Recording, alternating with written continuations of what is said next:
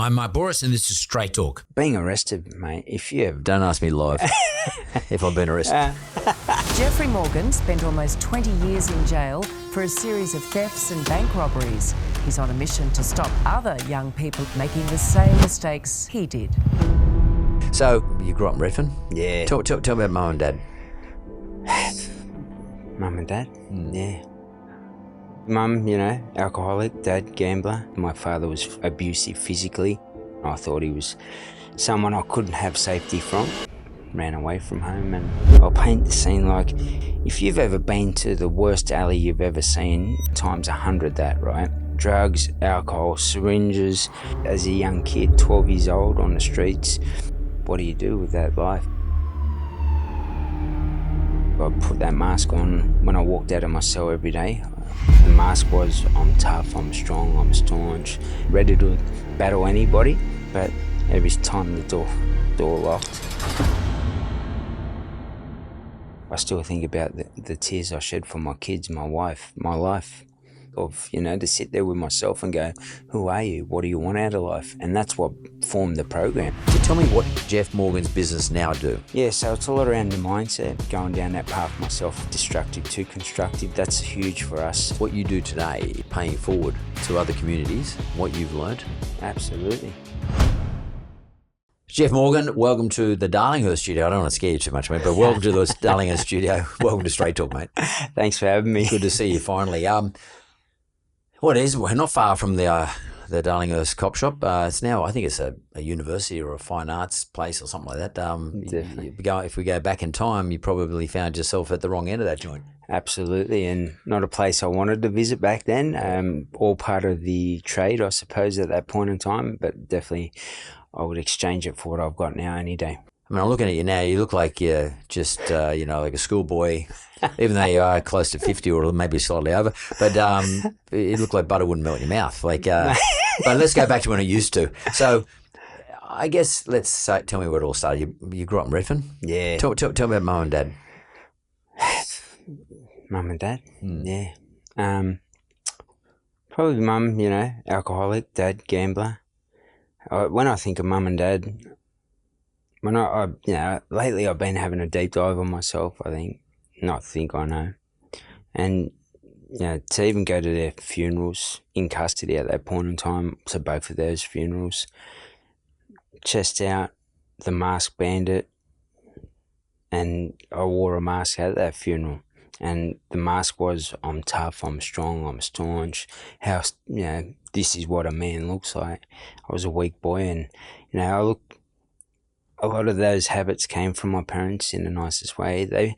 And I always beat up on what they didn't give me.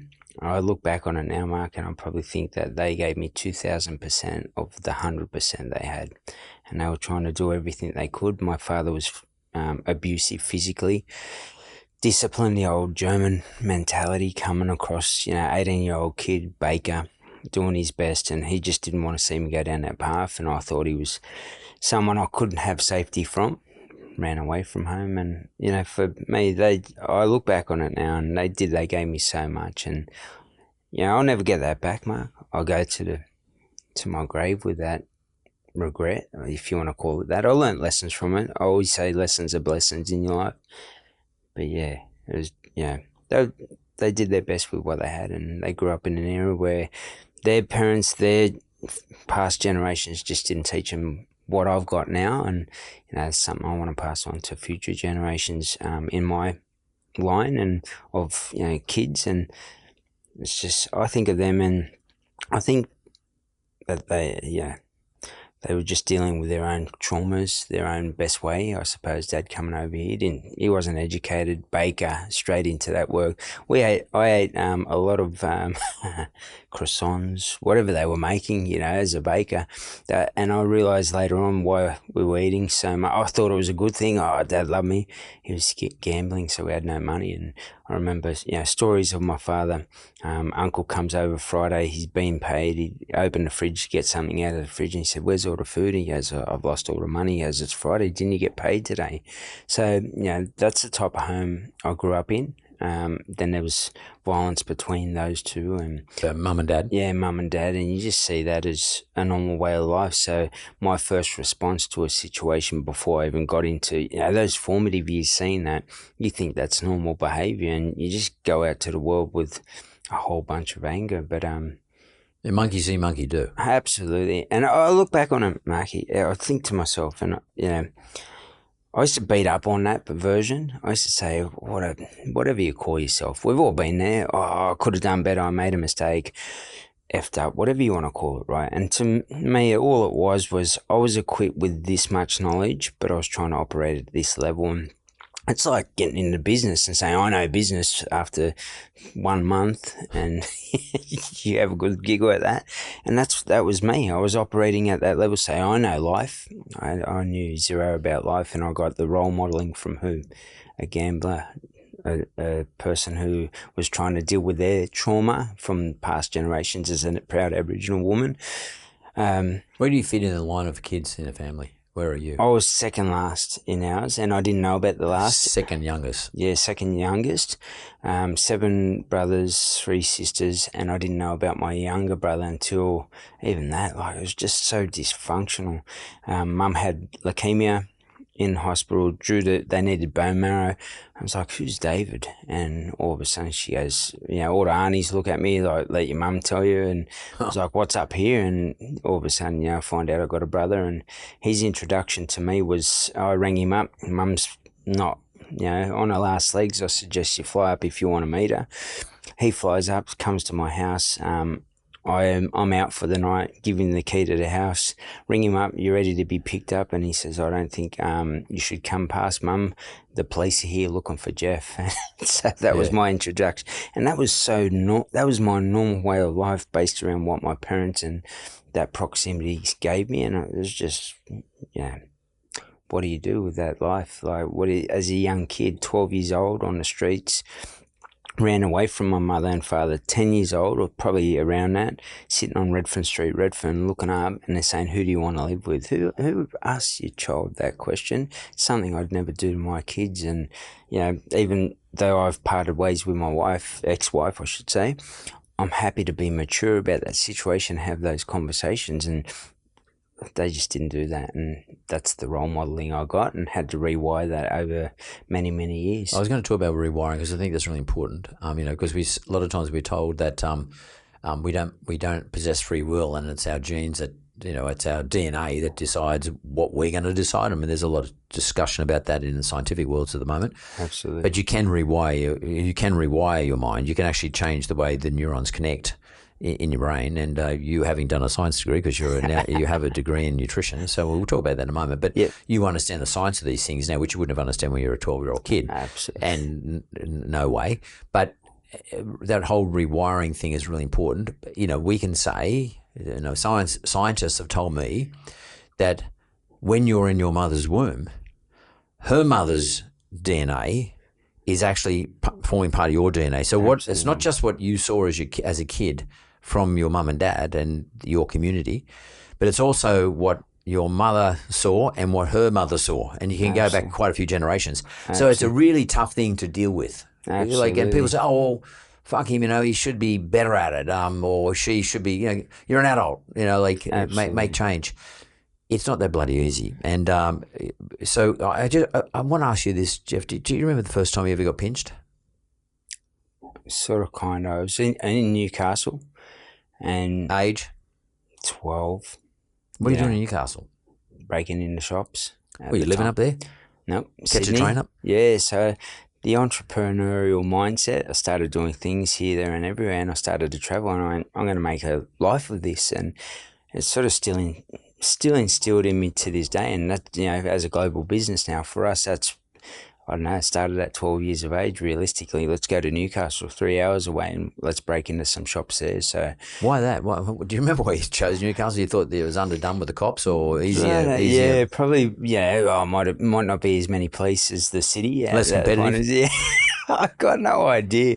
Honestly, I look back on a lot of it, Mark, and I think to myself, it was just a blur. I couldn't tell you years between probably 12 to 37. Like people say, when did you do this sentence, that sentence, and the other? just couldn't. It doesn't. I'd have to, if I was being true and honest, and it was for $1 million, I'd probably lose, to be honest with you. That's how much of a blur it's been. And I don't want to, the only time I look back on it is those lessons that became lessons. What did it teach me? How can I grow from it and prosper into a better human being? And the rest comes organically, financially, and everything else that comes with it. But just, yeah, it was just a massive blur. Well, I know I'm not going to get into the detail because I don't want to talk about this up there. There's just one thing I want to say to you. I want to ask you just one thing about this. Someone introduced a mate of ours said to me, he's the best, I think my recollection is the best armoured car robber or something along those lines, or the best bank robber or something. And by this way, this come from this particular individual. He must have been pretty bloody good if he said that, because he wasn't too bad himself. Did you realise that you were getting that reputation as being obviously in jail, amongst people in jail, but do you ever realise you were getting that reputation? That was your brand? Absolutely. It's like I built that business. I thought about this the other day too. I've been having these reflections, and I sit and truly think about it, and I think I built that brand from 12 to 37 when I retired.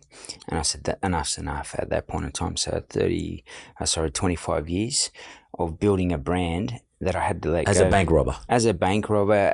Just doing robberies? Yeah, everything I did, I tried to do it at the highest level. Even when we got cars, I was, Porsches or something of that nature. That was the nature of myself. And I had this, my father was make it happen, don't be a gunner, shoulda, coulda, woulda, be a doer. And as much as I ran away at 12, that stuck with me forever. So I went out and I said, I'm not going to just do the average thing. I'm going to go out and do it really well. And for me, that reputation I lived up to. I put that mask on when I walked out of my cell every day. Every time the door locked, I still think about the tears I shed for my kids, my wife, my life. And what could have been?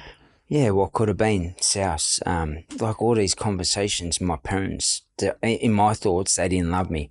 And going back on it, they loved me deeply. They gave me everything. Yeah, exactly. And I look back on that, and as much as I wore that mask, it's something that's same again I'll take to my grave, because I lost 15 years with my kids, and I was a weak boy. I wasn't a man. I wasn't a warrior to the people I brought into the world, nor brought into my world, commitment to my wife. It wasn't there, Mark. So the deep dive on that individual, as much as the reputation was great, I couldn't get out of my own ego. And people say, nah, mate, he's the most humble guy you'll ever meet. But for me, underlying, it must have been there, because I kept going and I didn't pause for a moment to say, what could you do different? And you've got a good skill set, you've got perseverance, commitment, your attitude, whatever it was that I had, your mindset. My mindset was, to me, I thought I was at a new level. And sitting up against those that were in custody, I was thinking, I sit really well here, and Jess was proud. As I said, handcuffs on me. I walked up to my mother and father's burial, and just crazy. Can I ask you a question? There's a book called, I love this book, it's called NeuroComic, and it's written by a neuroscientist along with a comic illustrator, and they talk about how the brain develops the story about ourselves. Yeah. And it starts at a very young age. It obviously includes DNA, but we build a story about ourselves, which you do as a kid. And who knows where it starts? It doesn't really matter where it starts. Yep. And then you affirm that story about yourself by doing those things. Absolutely. Like you did. You become a bank robber, or an armor car robber, whatever. So you do the affirmation, then you go to jail, and everybody, here he is, he's Morgs, does his jobs really good. And so they affirm to you, and then you get out of the cell every morning, you put your mask back on, you just keep reaffirming to yourself. Absolutely. And that's not really anybody's fault. That's how the brain works. That's not. It gets to a point where it's, and I'm not trying to dismiss what you did. I'm not trying to build an excuse for what you did. Yeah. But this is a truth. This is a scientific truth. Jeff Morgan was simply building a story about himself every time he did it, and reaffirming that's who the dude I am. Absolutely.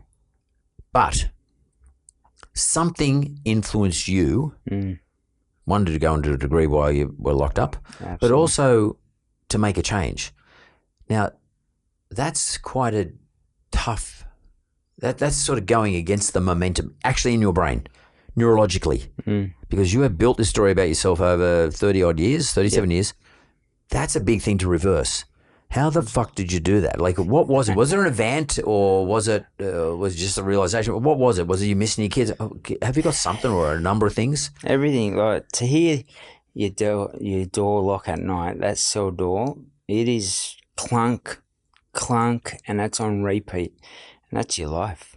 And then you sit there and you can be the toughest person with your mask on when you walk out in the morning, ready to battle anybody, and you had to in there.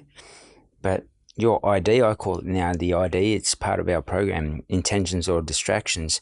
I sat there one day and just said, is this an intention or distraction? And I said... How'd you learn about that? Where'd that come from? Just deep dive on myself. Like, everything I did, Marky. I read a whole heap of books too. I can't say I didn't read. Like, I loved reading. You read whatever you could get in there sometimes, especially when you're in a slot, there's nothing to read. But in general, even books that weren't relative towards neuroscience habits would teach me a habit or so. Oh, wow, people think like that or something of that nature, and I take that away. And I think, the traumas, being arrested, mate, if you think don't ask me live if I've been arrested. When I say being arrested, there's two types of arrest, where they knock on your door and invite you out of the house, and you walk down the street and jump in the car with them, or get thrown on the ground and hit with the butt of the gun, and then someone stomps on the back of your back, and you can be the hardest criminal. That's part of the job description for yourself. It is traumatic. And to have that repeated on you so many times, and you don't see it coming. There's times where bang, something will come in and your door's kicked in and you're on the floor in a heartbeat, and you're in a shop and you're down on the floor, cars pull up, and those traumas. I was there for John Killick's escape. That to me was traumatic. They shot at that helicopter and I was in the path of what I felt was the path or the line of that fire, and they didn't have any, and I heard a tink, tink, tink. And as you see the movies, so you're thinking the blades are going to break off and come through and slice you in half. So you can be the toughest man on this earth, but when you break it down and you get in that cell at night, you go back through your mindset and you think, what about your kids? What about your wife? What are you showing up to? Is this tough? You're really impressing people. It was crazy. Be staunch and loyal. Don't dob anyone in. Don't worry about cheating on your wife. You've made a commitment, but there's no loyalty in that. So I was real twisted in my morality, and I think just sitting there with myself, and I realise now the mindfulness has come out and all this breath work.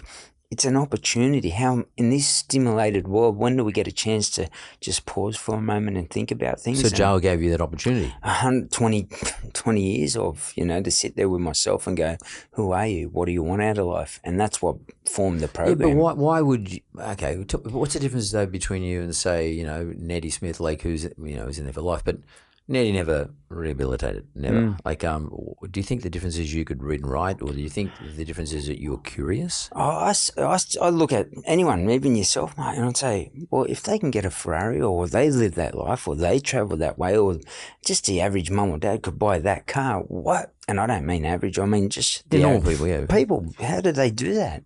Why do I need to go and steal something to do the same thing? Curiosity. Yeah. Is that a big part of your life? Absolutely. I think the world's about exploring, and whether it's in business life, just what is life to people? I always ask people in the program, what's the meaning of life to you? So we can define what that is, and we create the A to B of their life and start to make sure everything's ticked off. And for me, I didn't have that as a kid. I just went out and rolled out with life, and there was some good times, but there was a lot of hardship and struggle in it. Is it curiosity about what you do or not doing, or is it curiosity about what other people are doing and how can I do that? All about me. And when I say that, what did I want out of life? And then if I can't or don't have that information, like my parents don't have, then what could Mark teach me? Yeah, what so could this person that's teach important me? to me. I want to know, Did you get guidance? Now, was it did you seek out self-guidance while you're locked up? And, today, you're running successful businesses, which we'll talk about in a moment, but Did you seek guidance in jail, or did you seek guidance from what you read, or was there someone who was your guide, someone talking to you? Even in jail, I was talking to people that had maybe misappropriated funds. So they'd never really gotten into trouble. And I'd say, I learned tax. For us, our tax file number wasn't important. Your MIN number growing up in Redfern was important. MIN number, that's your jail ID, right? So to even discuss a tax file, that for me, just like anybody else starting any type of journey in business, in life, in health, I had fear, anxiety. I'm not good enough. You can't do this. Who are you? You're a young boy from Redfern. You got a criminal record. And for me, I just sought out those even in custody, and I sat with them rather than others, because I wanted to start to be honest, I was trying to hide what I had, and I was saying, how do I do it? How could I make my taxes work for me, etc., etc. And I was sitting with these blokes that are, maybe people that you might have even known, and in exchange, I'd make corporate guys. Yeah, and I'd make sure that they were okay. None of the boys told, he's my mate. So even just sitting with me, they said that's a trade. Yeah, exactly. Trade-off. Yeah. They were safe. I got the information. Yeah. So in exchange, beautiful exchange. So it was not just curiosity, though. It was a transaction. Absolutely. And it was a sinister one, I suppose, if you want to put it that way. Not a sinister one. I shouldn't say sinister, but like one that I had wrong intentions of. How could I hide things? How could I do this? And then as I did that, I started to go, well, why couldn't you do that?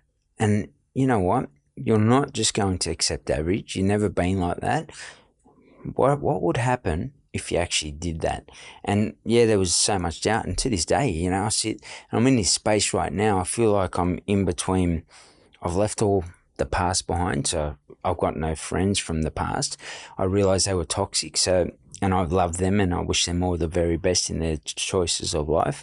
And as you elevate through these levels of business, I feel like I'm in this space all by myself, and I'm not with yourselves. I'm not with them. I'm just, you try and deal with people in business as well, and they're like, oh, he's got a criminal record, and some people don't want that. Maybe he's going to, try and convince me and take some money. For me, I'm all about building a brand that's reliable, honest, totally different version from chapter 5 to chapter 55, and I'm ready to do that. But yeah, it's how do you extricate yourself from the past? And what I mean by that is, by definition, you have to make friends in jail. Yeah, you have to, otherwise you're not going to survive. 1,000,000%. But when they come out, or they've got friends who are outside, and they're communicating with each other, they say, well, fucking Jeff's brushed me. I mean, how do you actually extricate yourself without offending people, or not offending, but like sort of doing it in a smooth way? I've same thing. You got to have those conversations. It's like almost, and I learnt this from the pitch. You jump in the lift, Richard Branson jumps in the lift. What are you going to pitch to that person in that short time? How do I pitch to this person to make sure that I know that, or they know that I respect them and I respect the choices they make? But in my world and their world, it's two totally different things. And by interacting with one another, it might damage my business. So they respect that and they have that conversation. I seen someone yesterday. I was boxing. Say hello. Wish you all the very best. Didn't exchange numbers. They'd just come home. Finished 14 years. And for me, we trained together. We hung together when we were back in the day, and I just went, I don't even want to exchange a number. If he goes well and he goes into business and we can have that conversation, by all means, I'm happy to step in that space with him.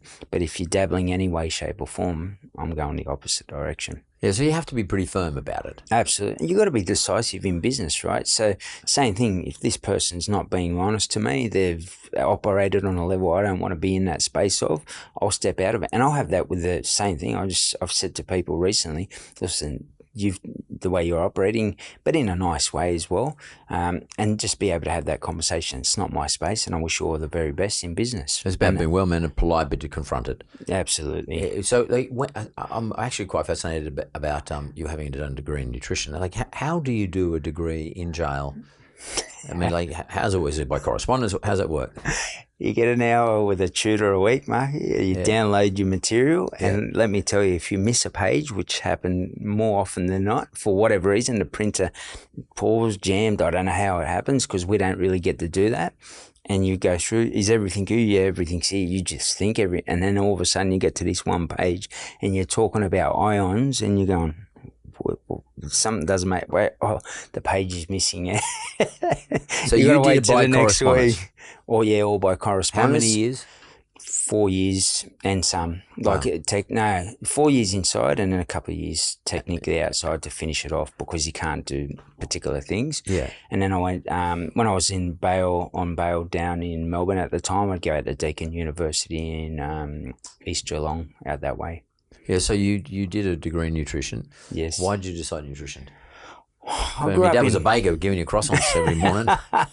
To this day, it's stuck with me. It's very, Sal will tell you, my partner, it's something I love. I've got a bit of a sweet tooth here and there, but I think, for me growing up in Redfern, that was something I was really passionate about at a young age. Drugs, alcohol, syringes. I'll paint the scene like if you've ever been to the worst alley you've ever seen, times 10, times 100 that, right? And it's just rats. It was just disgusting. And then imagine the habits of the food that we ate. I'll tell you my order. Cheeseburger meal, extra cheeseburger, 10 nuggets, sweet and sour sauce, hot apple pie, chocolate sundae with extra fudge, breakfast, lunch and dinner as a kid. Once I started to make money. That was without fail. And I always worry about that at this point in time in my life, even though I've sort of flipped that. Just to see all the health issues in our community. I looked at my uncle and auntie's grave the other day, 40 and 50 mark. My cousin dying at 40, just up the road in St. Vincent's, full organ shutdown from life choices. And I'd see that in front of me even as, 12, 13, 14-year-old kids overdosing at 13. That scared me from hard drugs. I was like, whoa. And we had probably 6 to 10 at that point in time. So I'd just jump back from that. And I just went, is this what we really want? Is this really what we want to do to deal with who we are? And is this who we really are? And as much as I saw this is good times, dance until 3 a.m. while I'm trying to sleep on a mattress with 13 other kids and the music's pumping, my uncle walking by slapping me, and then I'd start quivering and he'd say, don't you cry, don't you cry. Is this what we wanted in life? So I just started to learn about how could I be better. Training was a huge part of that. So as a young kid, I started doing push-ups, stuff of that nature. And then I realized nutrition was a tie-in. Arnie had the big encyclopedia. I read that and I started to just read books. And I just realized the value of quality of life came from the actions that we chose within our life. And as I went on, then I went, wait a sec, your thoughts, behaviors, your beliefs, your habits, your rituals, discipline, accountability, and then I formed all this version of what you see today. And that for me was the starter. It all starts from the inside out, and loving yourself, including what you put into yourself, helps you feel, function, and look the way that you want to. And it's saved my life, so I'm forever grateful for that. Yeah, and I think one thing I've learned, taking a long time to learn, is don't be too hard on yourself. For sure. Like just chill. It's going to be okay. Don't beat yourself up. That's the worst thing you can fucking do to yourself. Just beat yourself up all the time. It just fucks you up like crazy. You've made the realisation in jail over a long period of time. You do the degree, you finish off when you come out. Now where you're at. I disconnected with my kids during that time and it broke my heart. To this day, I have a strained relationship with my son. And that'd be tough. You just ain't get it back, man. Like I already lost 15 years in there and I've lost more out here because the more you don't connect with your son and you're out here in the opportunity, I'm a prisoner of my own mindset around that. It's one thing in my life that still sits there. And, tough man and well known and all that. I'd exchange it just to get a text from my son. I can't even get a text. And, man, I try every day. Let's hope that maybe listen to this and he might reconnect with you at some stage. He did commerce at Sydney Uni. It did really well. Like, that DNA really hopefully came from me, and I'm proud of him. But I don't even get to tell him that. How old is he now? 26. Okay. Well, what do you want to tell him? That I love him. I'm proud of him. And learn the lessons from me to be all that you can be, and don't let anybody ever define who you are. Only you can do that, and deep dive on that and be the new version for the next generation that we didn't have. Is there one thing you would want to do with him if he reconnected? Like if you said, "Hey, Dad, let go," or even you just called you Jeff for that matter. "Hey, Jeff, what do you want to do?" Just hug him. Yeah. Man. Just hug my son. You don't want to take him to a bakery and buy him some croissants or something like that. He was, 5. It's been 21 years, Mark. What's his name? Brandon Morgan. Yeah, he still goes by Morgan. Yeah, he lives in Sydney. Lives in Sydney. They bought a house, him and the ex-wife together, moved out of the old house, and they wanted a fresh start from, where the money came from the old house and so forth. And they've done well. And I'm I just wish his mum was a good person, hardworking, good family, and they taught me so many values, and I'm forever grateful for that as well. And a shout out to, as much as I got time for my partner. My partner's great in the sense of supporting the old version of me and the realizations of things. And towards the ex-wife, she was beautiful. She did everything well. Taught me a lot about a lot of things, and I'm grateful that she's been a great mother to Brandon. So does this sort of bring us to that point where Jeff's realised that he's learned a lot of lessons and that he wanted to, and I'm just thinking this through now, I don't know, but tell me where I'm going wrong if I am, that what you do today is about paying forward to other communities, and it doesn't have to be Indigenous, it can be anybody, paying forward to other communities what you've learnt. Absolutely. Is that your deal? Absolutely. It's an insight. We had a great comment. We had a whole bunch of comments recently, and it's an insight. Someone said it's an insight into the issues I didn't realise I had. And I wouldn't say it's issues, it's just the gaps that we have within our life. So like business, right? Imagine business without sales, marketing, admin, etc., and you do it all, Mark. How long would you be there for, and how much would you get done? But what I realised when I was in there, relationships, business, life, travel, where do you want to travel to? Like defining that and actually knowing how much that costs, and then looking at your current pay packet and saying, with your current pay packet, when would that happen? They go, never. And I said, so how are you going to change that? How are you going to get to that location? And they go, I don't know how. That's what I had as a block. So I built that into myself, and that permeates out into every single person I come across now, whether they're in the corporate world, soldiers, athletes, mothers, fathers, kids.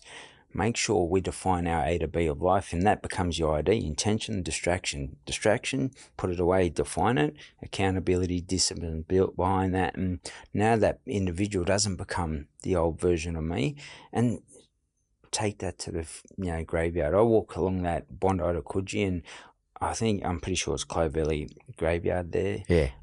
I'm so inspired when I go there. It sounds crazy, but I think to myself, how many people didn't live up to their truest self? And people think my 20 years is crazy.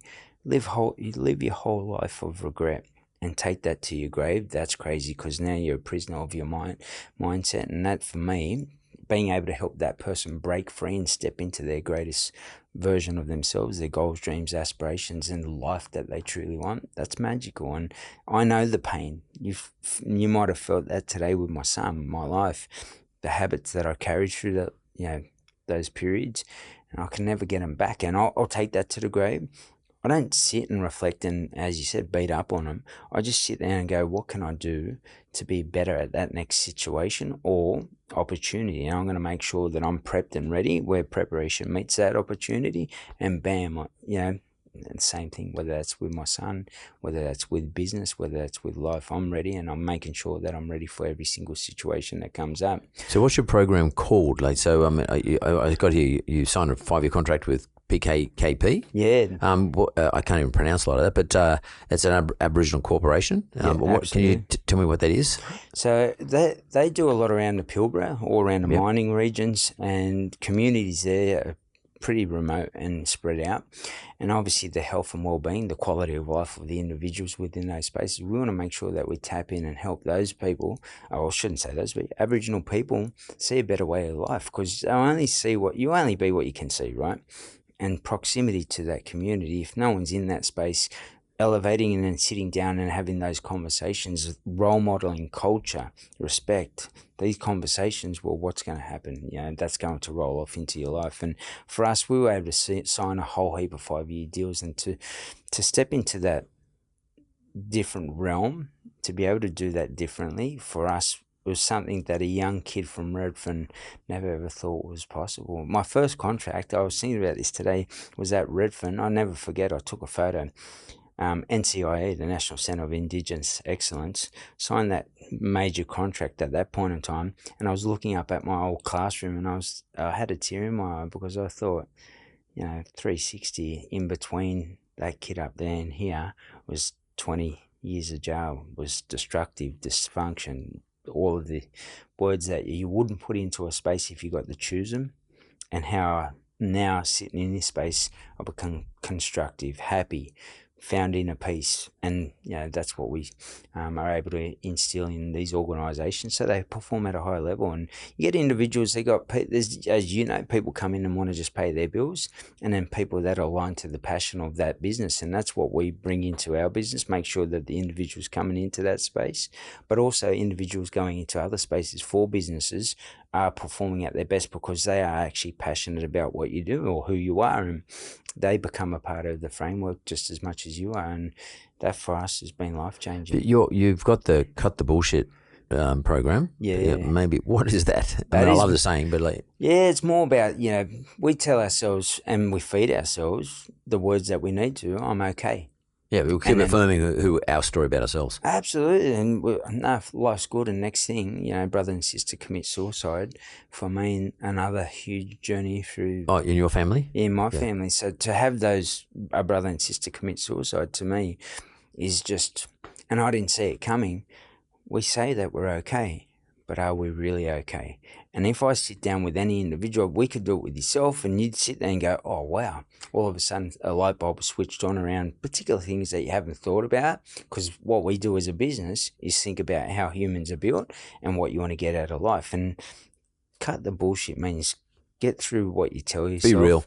Be real about it. And social media these days project the shiniest version of ourselves. Vulnerability is strength. How many people are going to jump on a podcast and say, let me tell you about the ugly version of myself, Mark? They're going to come on and say, I'm worth $1 million and here's what I do, X, Y, and Z, and it's all shiny.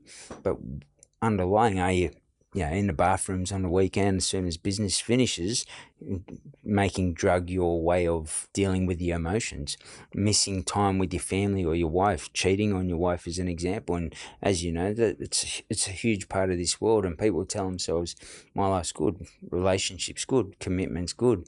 I was that person. And to have gone through that and pull myself up on that, I had to cut the bullshit and get through to the greatest version of myself through that bullshit that I told myself every single day. It's a program, so a bit like when you used to go to Newcastle and you thought this through and I'm going to become really good at this sort of stuff. What's it look like? Nothing worse, as you know, we go in and they say, can you come and do a day's worth of conversation? And Who's they? Any organisation. Yeah, okay. And so as let's much say as St. George Bank or whatever. Yeah, and I love it, all right, great, it's business for us, but at the same time, Mark, coming to the gym and train one day and now you're going to pop with muscles, your six-pack is out, about nutrition and all of the above, impossible. So I always say try and do something long-term. But in general, we try and power pack that day. And the idea is, what is the meaning of life to you? What does inner peace look like to you? So what you're doing is creating a framework or roadmap. So you have a group and you'll ask them all. And I ask them. Do you write them down? Get it right down? Yeah, so they'll write it down for themselves, because in general, I made $1 million, so this is how you're going to make $1 million through this scenario, step-by-step process, right? That is bullshit.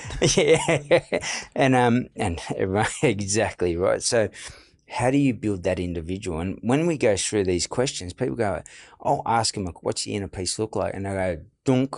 You remember the old computer sound? Yeah. That's what I'm looking, and I'm seeing their faces going, and I'm like, are you okay? And they're like, oh, I don't know what it looks like.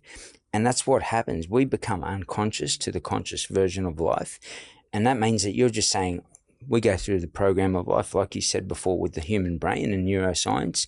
We're programmed into go through school, get a job, and go to uni, buy the car, buy this. And I'm not saying it's the wrong way of life, but is that the intentions? Would you like to travel more? Would you like to have your own business? Yeah, but it's a bit scary. And by the time you're at 22, Mark, in that old world, have a think about it. Your parents don't do that. Now your school teachers don't do that. Now you go into a relationship, oh, that's a bit hard. Now you go into your first workplace, don't do it like that. If you got the wrong boss and they put it on you in a different way, then you go into, and that will roll on into life. And by the time you're 22, you're like, oh, maybe I'll just go with the flow. Let's get a loan. Let's pay this off. Let's retire at 75. And I was just of a version, luckily enough to have run away, and at 12 years old said, how am I going to make so? No, actually, how I'm going to survive first, and money became a secondary sort of beneficiary of that action. And for me, that rolled into business.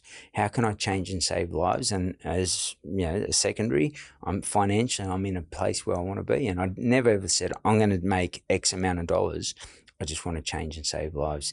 And to do that, what value do you bring to the space? And when we ask those questions to people, what is the meaning of life to you? And I go, I've never thought about it. Once you define it, now you've got a roadmap and like a business plan, a vision statement, whatever, mission statement.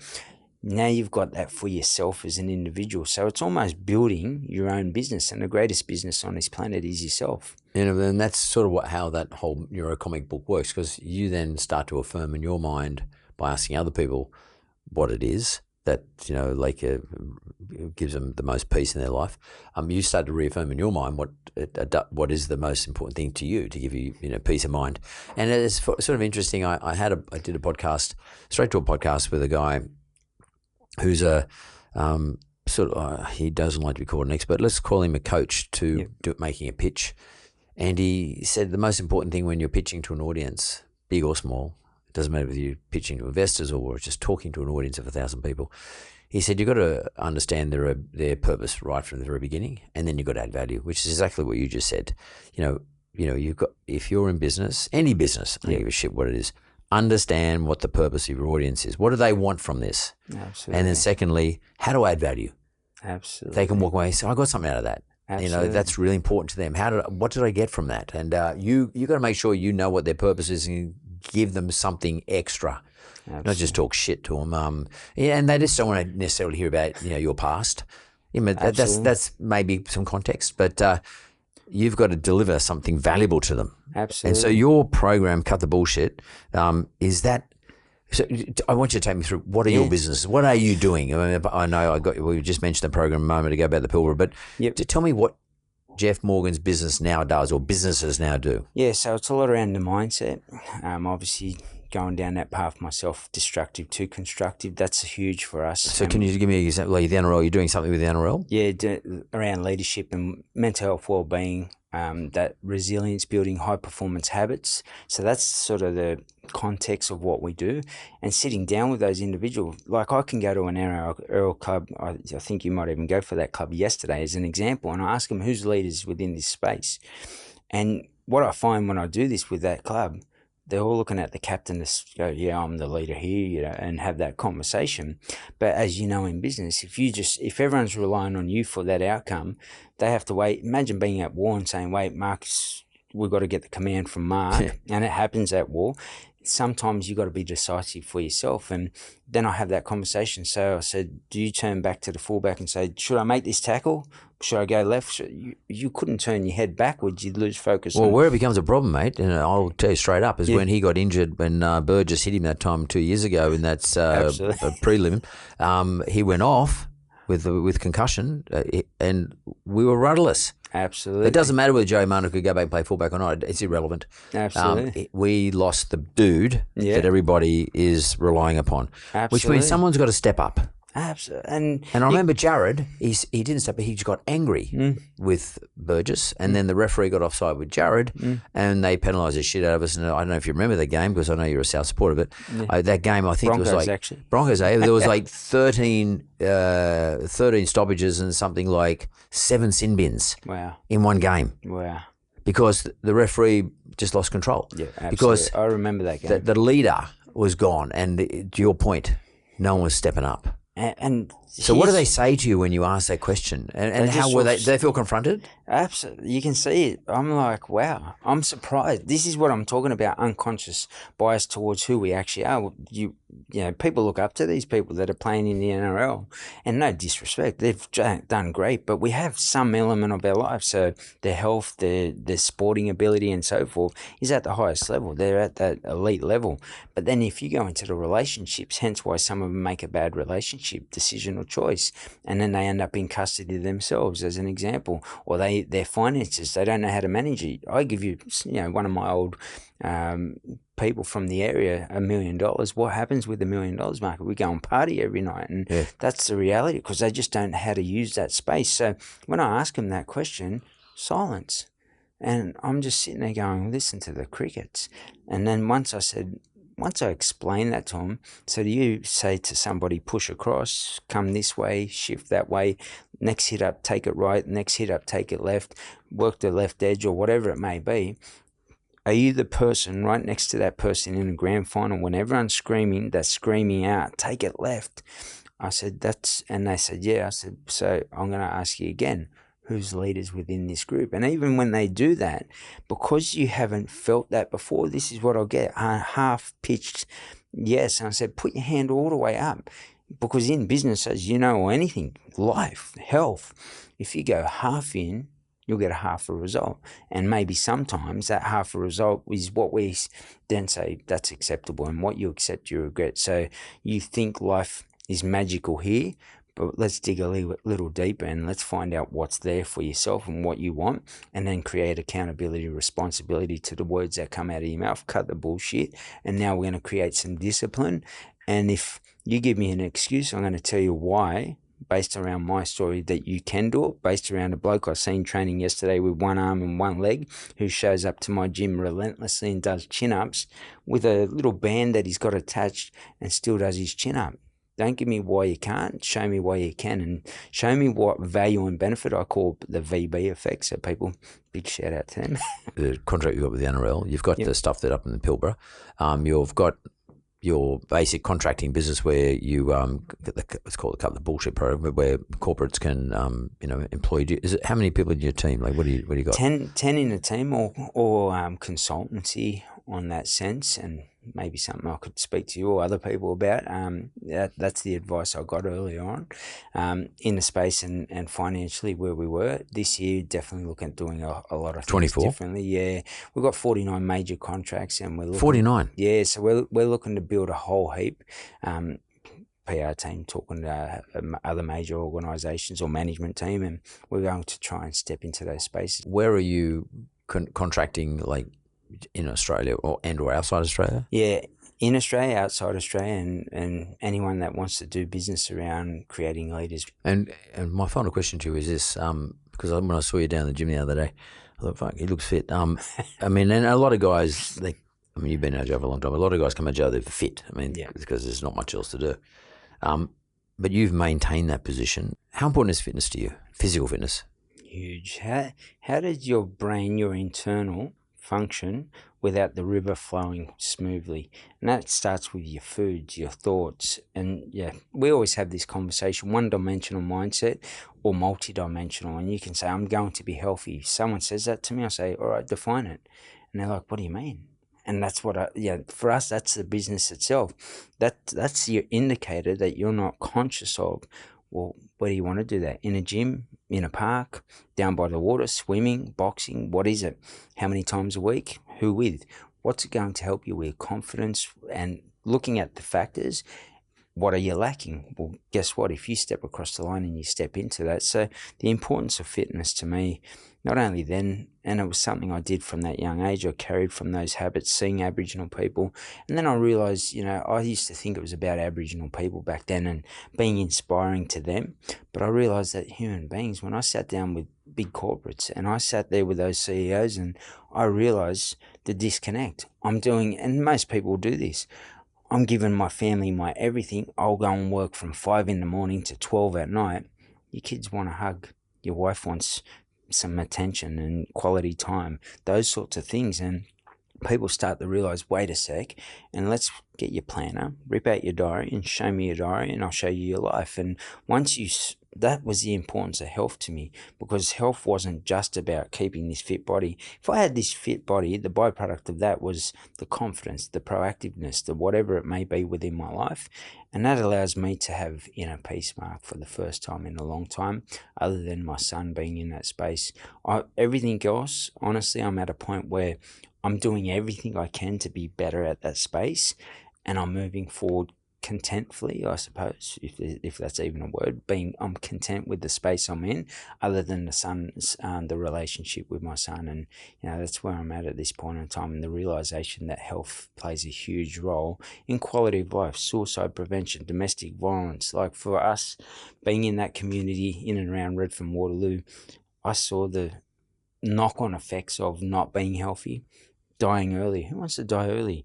And quality of life, you can tell me you're living, but most people are existing. I'm talking people outside, because the prisoner of their own mindset, breaking free of that. How much is that worth? How much is peace of mind when you go and lay your head down on that pillow at night? A restless night is a restless mind. And for me, to be able to instill that into people, it's the greatest thing I could ever do. So I am the brand, I am the version. At 50, I want to look at that person. You tell me that's what you do. I improve human beings, build better human beings. Well, let's have a look at you. Oh, well, you look the goods. You speak that way. Let's have a look at your program. Oh, you operate that way as well. Now it all ties in, because, as you know, let's quit smoking, and I'm out the back door having a smoke. Or on the vapes. Yeah, the authenticity, and it goes out the window, and you lose everybody's trust. And as you know, in business, trust is everything. So I trust in me, because this is the first thing that people get to see when we rock up to a meeting and say, they might have already formed an opinion based around a reference or something from somebody else. Now you've showed up to the meeting, you look at $1 million, and they're like, wow, this is the person that could step into our space. A lot of people do that to start out with a talk in general, a whole day as a whole day workshop. And by the end of that, they say, hey, let's sit down and talk about a long-term contract together. And at that point in time, that's where we stepped across the line. And Sal and I built that together. I had that transition to 16 to 18, and it all came from the habits, the discipline of this body that you see before you. And it wasn't about, when I was a kid, it was about being like Arnie. In this day and age, it's about just living a longer, stronger life of independence, no medication, and I'm proud of that, so. Well, that's a good place for me to close off on it, because I think when I get out of this whole conversation, and apart from, you reconnecting with your son at some stage, but there's no lack of intention there, is that Jeff Morgan has built a better human being, himself that is. Absolutely. And that's how you pay forward. You want to build better human beings, to your words. They're your words. You want to build Jeff Morgan and his business and his programs are about building better human beings. Absolutely. Taking unconscious to conscious. Thanks, champion.